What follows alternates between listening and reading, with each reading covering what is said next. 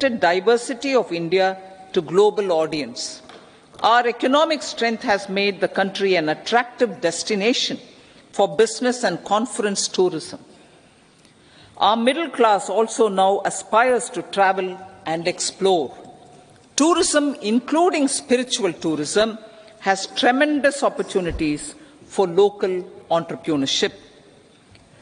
States will be encouraged to take up comprehensive development of iconic tourist centres, branding and marketing them at global scale. A framework for rating of the centres based on quality of facilities and services will be established. Long-term interest-free loans will be provided to states for financing such development on matching basis. To address the emerging fervour for domestic tourism, Honourable Speaker, sir, projects for port connectivity, tourism infrastructure and amenities will be taken up on our islands, including Lakshadweep. This will help in generating employment also. Promoting investments. The FDI inflow during 2014 to 23 was $596 billion, marking a golden era. That is twice the inflow during 2005 to 14. For encouraging sustained foreign investment, we are negotiating bilateral investment treaties with our foreign partners in the spirit of First Develop India. FDI is First Develop India. Reforms in the states for Vikasit Bharat. Many growth and development enabling reforms are needed in the states for realizing the vision of Vikasit Bharat. A provision of 75,000 crore rupees as 50-year interest-free loan is proposed this year to support those milestone-linked reforms by the state governments. Societal changes. The government will form a high-powered committee for an extensive consideration of the challenges arising from fast population growth and demographic changes. The committee will be mandated to make recommendations for addressing these challenges comprehensively in relation to the goal of Vikasit Bharat. Amrit Kal as Kartavya Kal. Our government stands committed to strengthening and expanding the economy with high growth and to create conditions for people to realize their aspirations. Honourable Prime Minister, in his Independence Day address to the nation in the 75th year of our Republic, said, and I quote, "We commit ourselves to national development with new inspirations, new consciousness, new resolutions as the country opens up immense possibilities and opportunities. It is our Kartavya Kal." Unquote. Every challenge of the pre-2014 era was overcome through our economic management and our governance. These have placed the country on a resolute path of sustained high growth. This has been possible through right policies, true intentions, and appropriate decisions. In the full budget in July, Honourable Speaker, our government will present a detailed roadmap for our pursuit of Vikasit Bharat.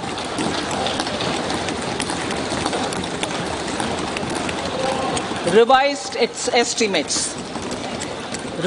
estimates of 2023-24. The revised estimate of the total receipts other than borrowings is 27.56 lakh crores of rupees, of which the tax receipts are 23.24 lakh crore rupees. The revised estimate of total expenditure is 44.90 lakh crore rupees. The revenue receipts at 30.3 30.03 lakh crore rupees are expected to be higher than the budget estimate, reflecting strong growth momentum and formalization in the economy. The revised estimate of the fiscal deficit is 5.8% of GDP, improving on the budget estimate, notwithstanding moderation in the nominal growth estimates. Budget estimates for 2024-25. Coming to the year 2024-25, the total receipts other than borrowings and total expenditure are estimated at 30.80 and 47.66 lakh crore rupees respectively. The tax receipts are estimated at 26.02 lakh crore rupees. The scheme of 50-year interest-free loan for capital expenditure to states will be continued this year with an outlay of 1.3 lakh crore rupees. We continue on the path of fiscal consolidation, as announced in my budget speech of 2021-22, to reduce fiscal deficit below 4.5% by 25-26. The fiscal deficit in 2024-25 is estimated to be 5.1% of GDP, adhering to that path. So the gross and net market borrowings through dated securities during 24-25 are estimated at 14.13 lakh crore rupees and 11.75 lakh crore respectively. Both will be less than that in 23-24. Now that the private investments are happening at scale, the lower borrowings by the central government will facilitate larger availability of credit for the private sector. Vote on account. I'll be seeking vote on account approval of the Parliament through the appropriation bill for a part of the financial year 2024-25. I will now move to Part B. Honourable Speaker, sir, over the last 10 years, the direct tax collections have more than trebled and the return filers swelled 2.4 times. I would like to assure the taxpayers that their contributions have been used wisely for the development of the country and welfare of its people. I appreciate the taxpayers for their continued support. The government has reduced and rationalized tax rates. Under the new tax scheme, there is now no tax liability for taxpayers with income up to 7 lakh rupees, up from 2.2 lakh rupees in the financial year 2013-14.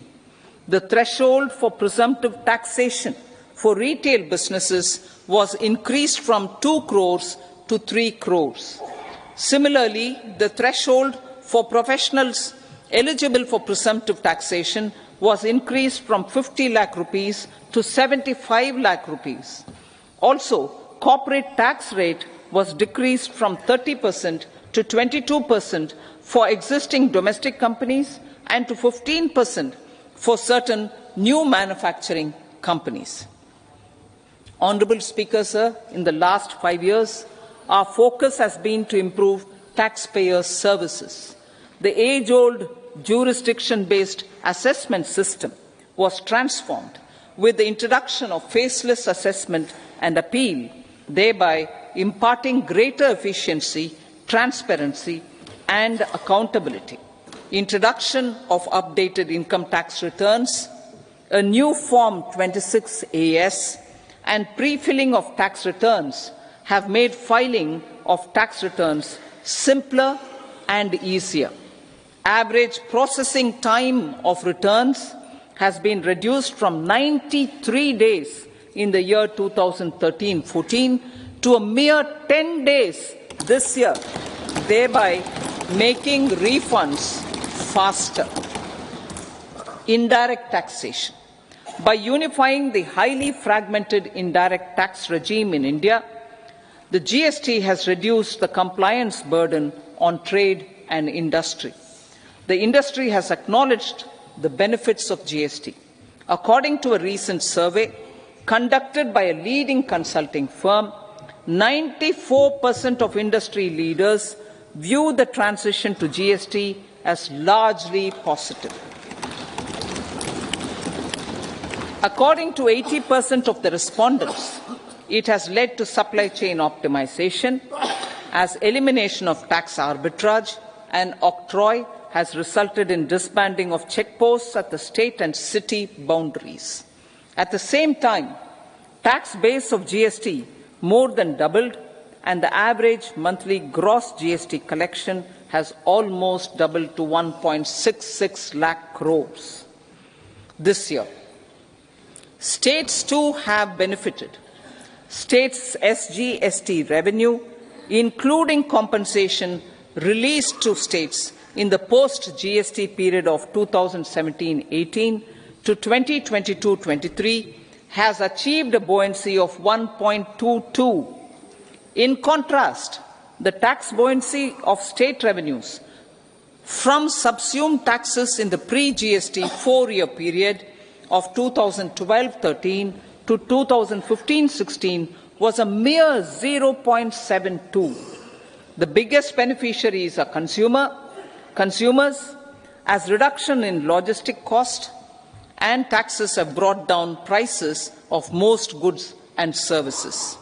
We have taken a number of steps in customs to facilitate international trade. As a result, the import release time declined by 47% to 71 hours at inland container depots, by 28% to 44 hours at air cargo complexes, and by 27% to 85 hours at seaports over the last 4 years since 2019, when the national time release studies were first started. Tax proposals. As for tax proposals, in keeping with the convention, I do not propose to make any changes relating to taxation and propose to retain the same tax rates for direct and indirect taxes, including import duties. However, certain tax benefits to startups and investments made by sovereign wealth or pension funds, as also tax exemption on certain income of some IFSC units, are expiring on 31/3/2024. To provide continuity in taxation, I propose to extend the date to 31/3/2025. Moreover, in line with the government's vision to improve ease of living and ease of doing business, I wish to make an announcement to improve taxpayers' services. There are a large number of petty, non-verified, non-reconciled or disputed direct tax demands, many of them dating as far back as 1962, which continue to remain on the books, causing anxiety to honest taxpayers and hindering refunds of subsequent years.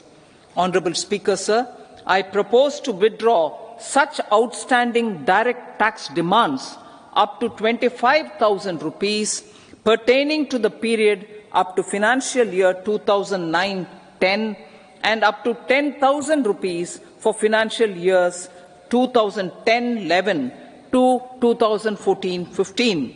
This is expected to benefit about 1 crore taxpayers. 1 crore taxpayers would benefit out of this. Economy then and now. In 2014, when our government assumed the reins, the responsibility to mend the economy step by step and to put the governance systems in order was enormous.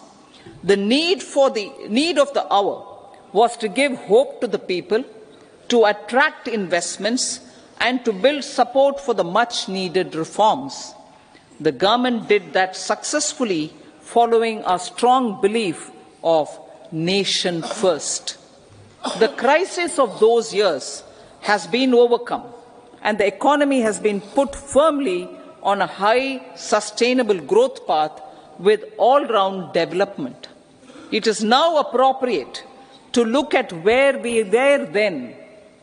I repeat, it is now appropriate to look at where we were then till 2014 and where we are now, only for the purpose of drawing lessons from the mismanagement of those years. The government will lay a white paper on table of the House.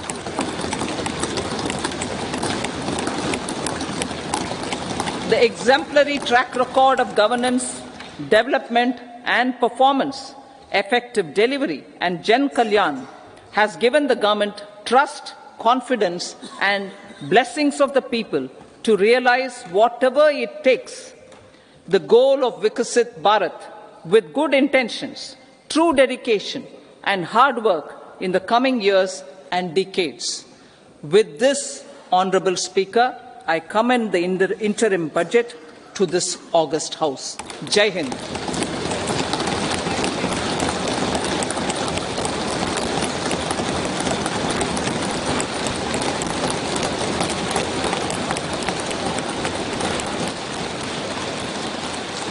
Item number 2 Shrimati Nirmala Sitharaman ji.